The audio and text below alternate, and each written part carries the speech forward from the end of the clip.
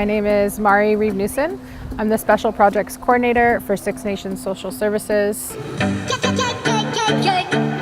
We held one of our youth cultural camps. It was a 2-day overnight gathering, I guess you could call it, and we had youth from age 12, 13, 14, and 15. It kind of all started with the provincial funding coming down from the Journey Together. The Journey Together is a strategy that came about after the Truth and Reconciliation Conference, and basically the funding is to go towards youth programming and trying to build the capacity of culture with youth, kind of revitalize it in a way that is accessible to youth, that's interesting. Okay, so we just got a new longhouse, but our old longhouse, because everything was kind of outlawed, and RCMP would actually come in and arrest people if you were doing your ceremonies, if you were caught doing them. So what they did was they floated our longhouse log by log. They floated it up the river from Cayuga all the way down into the creeks, and then they bring it up back where the longhouse is located now, around Frog Pond there. Down below there, there's swamp all in there, and what they did was they took those logs and they found a place where they could actually build the longhouse back in the swamp. And there was only one way to actually get through there, and where the swamp was only maybe about half a foot deep or a foot deep, but you had to stay on the path in order to get to it. So only the people that actually went to the longhouse would be able to get to the longhouse, and if not, then you would fall in the swamp. Pretty much all the kids were engaged was a really good sign, and so we know things like this are successful, that the youth are craving these kind of activities on the land, you know, unplugging from that system and the way of life that everyone's become so used to. We're in Jesus. Alakazala Shingat Kanatana get a lot of Dana the Gehaga Guhunjara. Hi, my name is Lola Causeless. My name means I'm chasing the clouds. I'm Total Clan, and I love to be here. I'm happy that I came to this camp because it is really enjoyable to me, and I do enjoy it so far. Would you encourage younger kids to come here? Yes, definitely, because it will be good for them, you know, for them to get out the house and get out their phones and explore the beautiful park right here. Yep. My favorite part of the camp was actually the eating part. Over there too. The youth had to be responsible for their items, otherwise you weren't going to eat if you lost them. And so it gave them that little tiny responsibility, but also it's a bigger thing, because, you know, we're saying we trust you to start taking care of yourself. My favorite part of today, I got to shoot a bow and arrow. And for a city boy, I'm pretty good at it. So just make sure that you turn that elbow. It's all about body posture. Okay? All right, let's try it.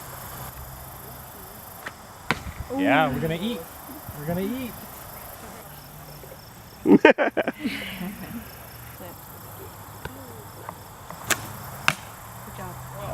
Another really successful part of the camp was the language piece we also had.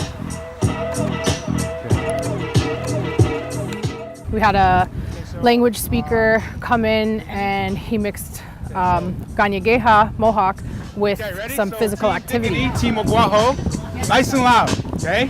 Ready? Get Satste. Get Satste. Get Satste. Get Satste. Get Satste. Get Satste. They're learning a language that was spoken for thousands of years that has been taken away.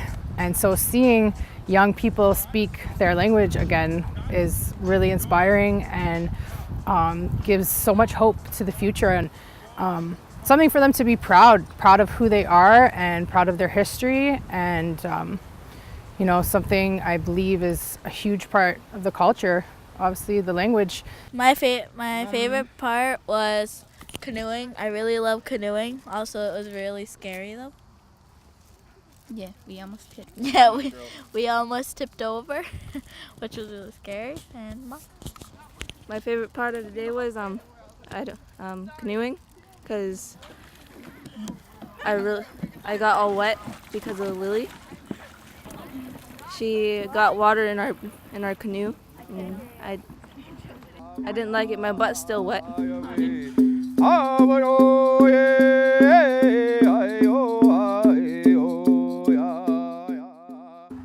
I hope to get out of this camp is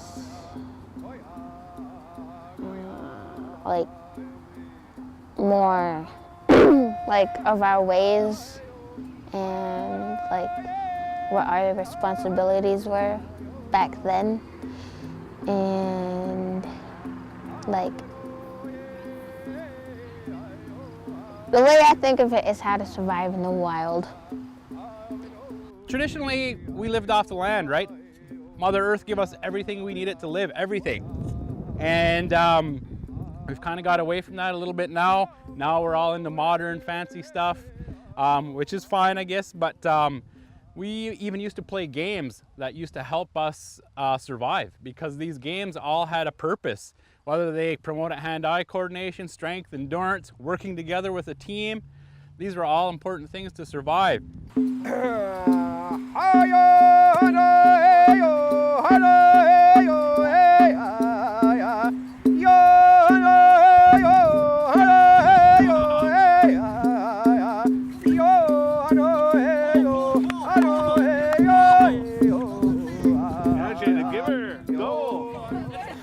So that was kind of the idea of the camp, having youth come together, do things on the land.